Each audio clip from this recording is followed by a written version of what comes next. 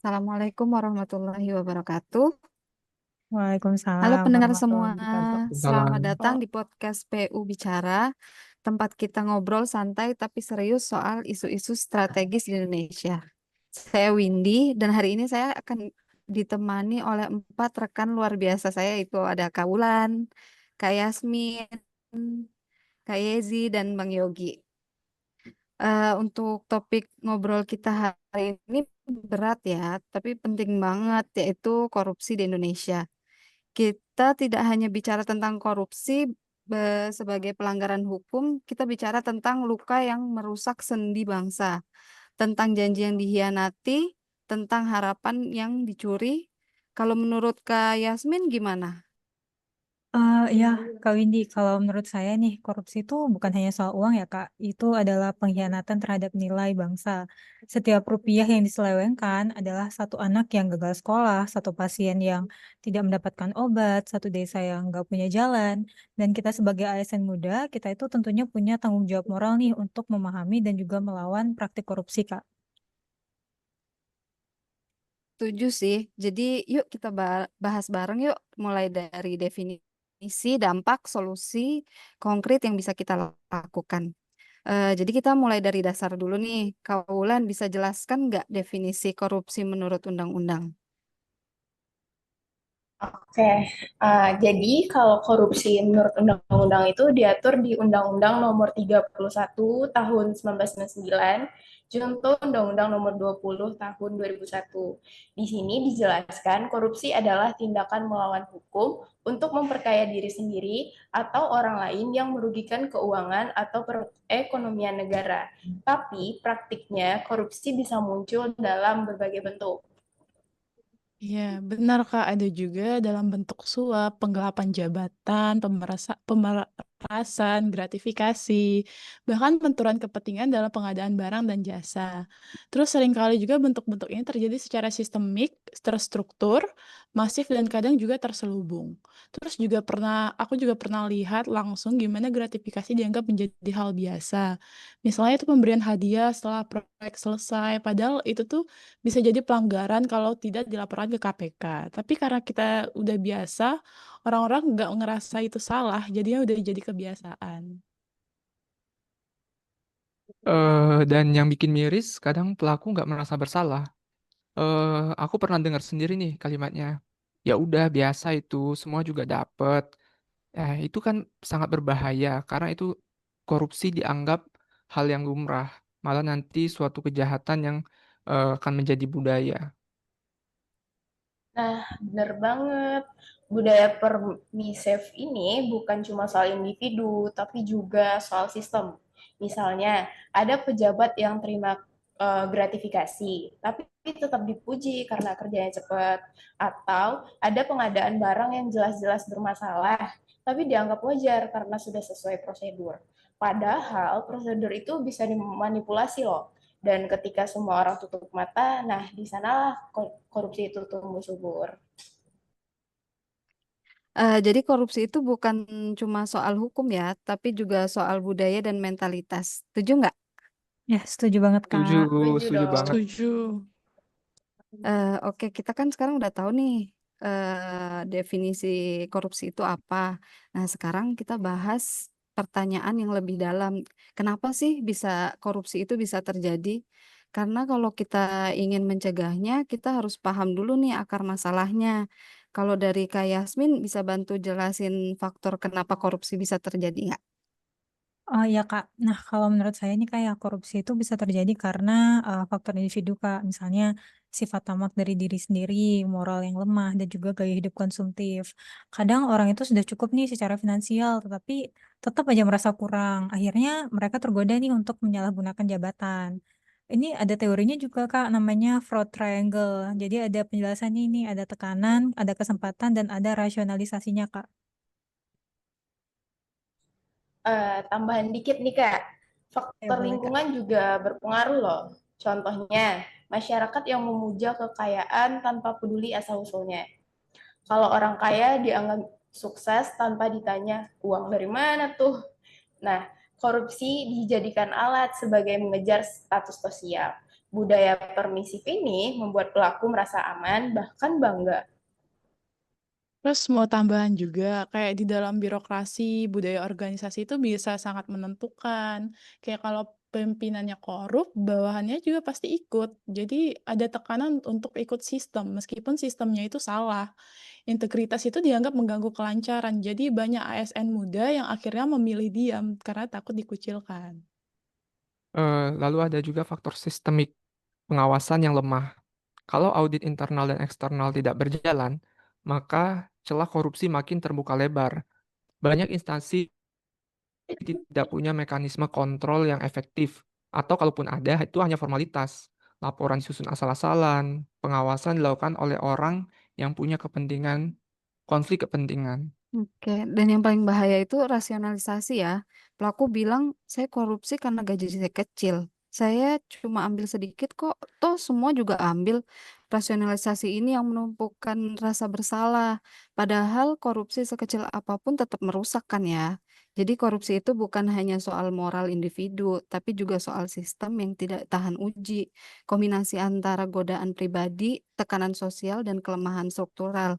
Jadi kita harus waspada itu dari semua sisi. Jadi sekarang kita masuk ke dampak nih. Kaulan dampak ekonomi yang disebabkan dari korupsi itu seperti apa sih yang kerasa? Yang paling jelas tuh kerugian keuangan negara nggak sih?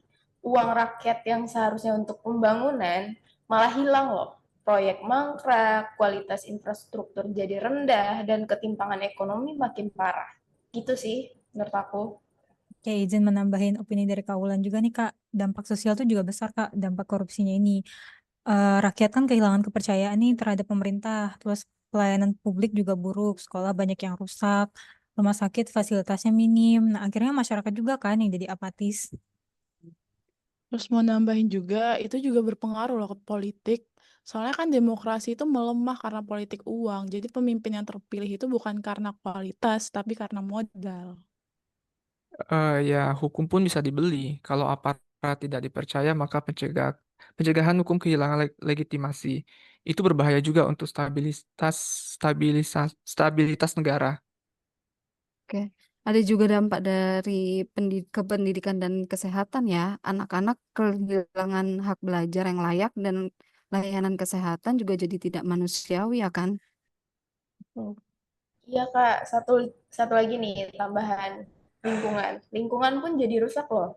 Perizinan tambang yang disalahgunakan, hutan dibakar, banjir makin parah, semuanya demi keuntungan pribadi. Oke, sekarang kita masuk ke segmen yang paling bikin geleng-geleng kepala nih, sekaligus reflektif, kasus-kasus korupsi aktual yang terjadi di Indonesia. Sayangnya daftar ini terus bertambah ya, dan nilainya bukan miliaran lagi, tapi triliunan rupiah. Kak Yasmin, kamu sempat mendalami kasus Pertamina kan ya? Oh iya Kak, saya baru baca-baca berita sih Kak mengenai kasus Pertamina ya. Jadi kasus korupsi di PT Pertamina Patraniaga nih Kak sama anak-anak perusahaannya juga.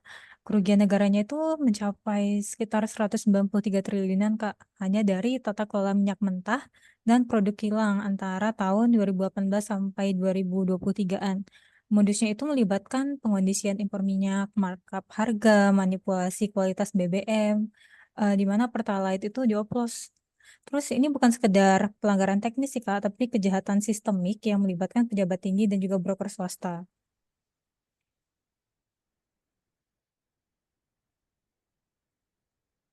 Terus yang bikin mirisnya lagi, kasus ini terjadi di sektor energi, yang seharusnya itu menopang ketahanan nasional. Kita bicara soal subsidi BBM yang ditanggung oleh APBN, tapi malah dimanfaatkan untuk keuntungan pribadi. Jadi ini menunjukkan lemahnya kontrol dan pengawasan di BUMN strategis kita. Ya, saya kan kebetulan bagian pengadaan ya. Jadi kemarin sempat baca juga yang berita tentang pengadaan Chromebook di Kemendikbudristek itu merugikan hampir 1,98 triliun loh. Kajian teknis dimanipulasi agar sesuai dengan produk tertentu. Vendor diarahkan dan harga digelembungkan. Padahal ini menyangkut pendidikan anak-anak di daerah. Korupsi di sektor pendidikan itu seperti merampas masa depan generasi muda. Tambahan nih Kak, jangan lupa sama kasus korupsi kuota haji tahun 2024. Ini terjadi di Kementerian Agama. Dugaan manipulasi pembagian kuota tambahan dari Arab Saudi menyebabkan kerugian negara lebih dari 1 triliun dan memperpanjang masa tunggu 8.400 jemaah reguler. Ini bukan hanya soal uangnya ya, tapi juga soal hak ibadah yang disalahgunakan. Oke. Yang terbaru juga ada KPK juga mengusut kasus pengangkutan bansos COVID-19 loh di Kemensos yang menyeret nama-nama besar termasuk Kakak Haritanu Sudibyo. Kerugian negara ditaksir 200 miliar dan modusnya melibatkan pengadaan logistik tanpa tender serta penggelembungan biaya distribusi.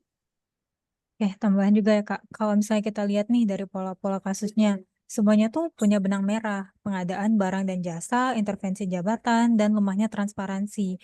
Bahkan program yang seharusnya menyentuh rakyat langsung nih seperti bansos dan juga pendidikan itu jadi ladang korupsi. Kalau menurut Kak Yezi gimana? Yang lebih menyedihkannya ya Kak ya, banyak pelakunya itu adalah pejabat publik yang seharusnya jadi teladan. Ini nunjukin bahwa reformasi birokrasi kita belum menyentuh akar budaya integritas. Nah, itu makanya kita sebagai ASN muda harus berani bersikap. Bukan hanya menghindari korupsi, tapi juga aktif mendorong sistem yang transparan dan akuntabel. Ya, tambahan lagi nih, kalau kita diam, itu berarti kita ikut membiarkan. Dan kalau kita membiarkan, kita ikut merusak loh. Gitu. Setuju sih, kasus-kasus ini tuh bukan sekedar berita ya, tapi cerminan dari sistem yang perlu kita perbaiki bersama. Yuk lanjut ke segmen terakhir, solusi dan sikap yang kita sebagai bagian dari perubahan. Oke, untuk setelah nyimak berbagai kasus korupsi yang bikin kita geram, sekarang saatnya kita cari solusinya nih. Karena kita bukan hanya penonton sejarah kan ya, kita adalah bagian dari perubahan. Kak Yasmin, kamu punya insight buat strategi nasional nggak? Oh iya Kak, pemerintah itu meluncurkan Strategi Nasional Pencegahan Korupsi Kak atau Stranas PK 2005-2006 nih, mencakup 15 aksi konkret. Nah fokusnya tuh 3 hal Kak, ada perizinan dan tata niaga, keuangan negara, sama penegakan hukum dan reformasi birokrasi. Nah strategi ini hanya akan berhasil kalau kita sebagai ASN itu ikut mendorong implementasinya di lapangan Kak. Kalau menurut Kak Yezi gimana? Oh, setuju sih Kak, kita juga harus jadi pelopor reformasi birokrasi yang berdampak langsung ke masyarakat. Jadi tahun ini itu pemerintah udah menetapkan Grand Design Reformasi Birokrasi Nasional tahun 2025 sampai 2045. Jadi ini fokusnya itu adalah birokrasi yang capable, kolaboratif dan berintegritas. Jadi dengan adanya pendekatan human based governance, kita harus berani mengubah budaya kerja bukan sekedar ikut sistem. Dan jangan lupa ya, integritas itu bukan cuma slogan. Kita harus jadi subjek pemberantasan korupsi, bukan objek. Mulai dari hal kecil, seperti menolak gratifikasi, transparan dalam pengadaan, dan berani melaporkan konflik kepentingan. Kita bisa jadi agen integritas di instansi masing-masing. Setuju. Terus kita sebagai ASN muda juga bisa diperkuat lewat edukasi publik. Kita bisa bikin kampanye digital, forum diskusi, bahkan jadi mentor anti korupsi. Jangan tunggu panggung besar. Kita bisa mulai dari lingkungan kerja dan sosial kita sendiri. Setuju sih. Apalagi di zaman sekarang ini teknologi itu adalah senjata kita. Gunakan media sosial untuk menyebarkan nilai anti korupsi, memanfaatkan platform pelaporan digital, dan mendorong transparansi berbasis data. Kita bisa jadi generasi yang mengubah cara birokrasi bekerja. Kalau kita bicara dampak, setiap rupiah yang diselamatkan dari korupsi adalah harapan baru untuk pendidikan, kesehatan, dan juga masa depan anak-anak Indonesia. Kita bukan hanya birokrat, kita itu adalah penjaga makna kemerdekaan. Jadi mari kita ubah paradigma. ASN bukan sekadar pelaksana, tapi pemimpin etis yang berani bertindak. Jadi kita harus jadi contoh, bukan pengecualian. Karena kalau bukan kita, siapa lagi? Dan kalau bukan sekarang, kapan lagi?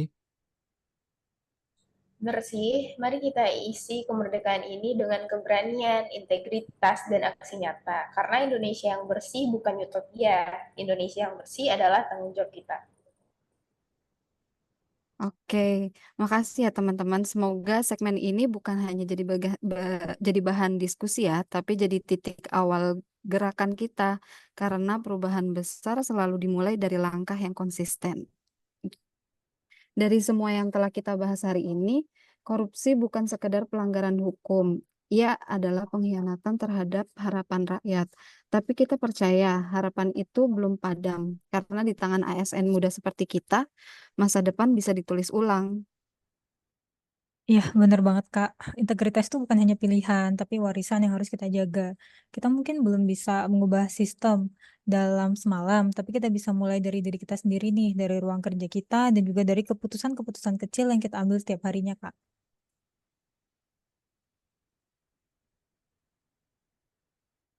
Jangan tunggu panggilan besar, jadilah terang di tempatmu berdiri, karena perubahan bukan soal posisi, tapi soal sikap.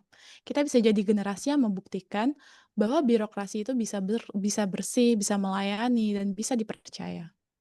Dan ingat, keberanian itu menular. Satu suara jujur bisa menginspirasi 1000 langkah berani.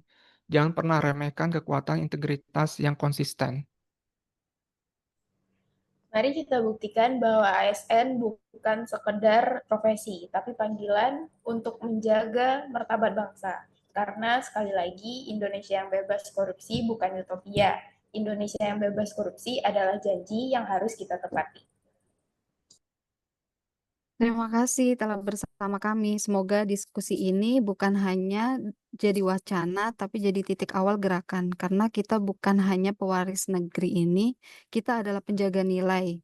Sampai jumpa di episode berikutnya. Tetap jaga integritas. Ya, selamat anti korupsi. Salam anti korupsi. Salam anti korupsi. Salam anti korupsi. Bye. Bye.